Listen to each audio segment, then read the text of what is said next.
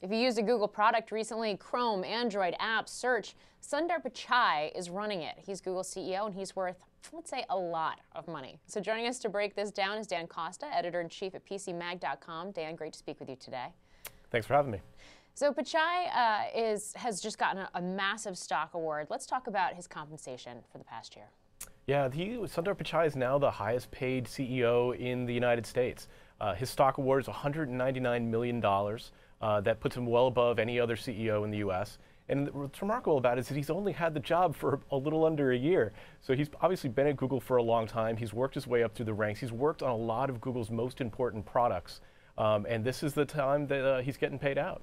Yeah, and certainly we should also note that it's a restricted stock and it's going to be vesting over, chunks of it will be vesting over the next 4 years. What does this say about his performance? I mean, in your opinion, is Pichai worth this much?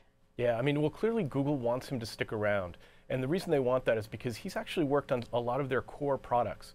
Now that Alphabet's formed, Google's going to be placing a lot of bets in a lot of exciting categories: self-driving cars, artificial intelligence, Internet of Things. But all those projects are going to get fueled and funded by the core Google advertising business, and that's where Sundar really has excelled.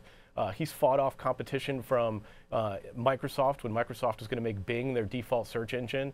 That was something that could have been cataclysmic for Google. He developed the search bar strategy that really outflanked Microsoft. And a lot of what Google is today is because of Sundar Pichai, and a stock grant like this really shows that. And so given that fact, how does this compare to other hugely successful bosses in the tech sector?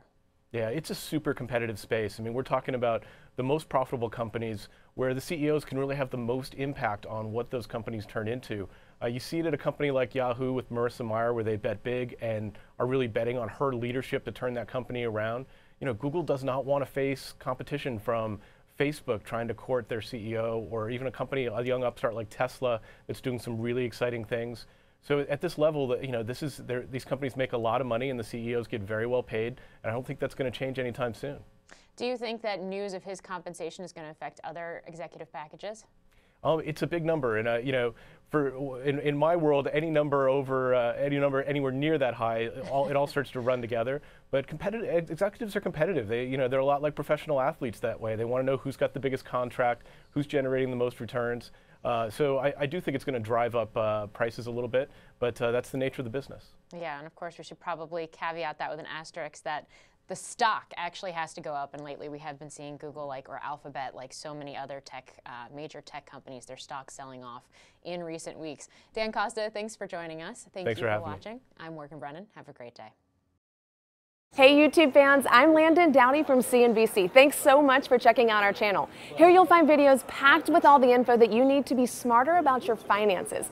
Be sure and subscribe by clicking right here, and click on all the videos around me to see CNBC's original series Young Money, Tech Bet, Cramer's Mad Money, and all the latest from CNBC.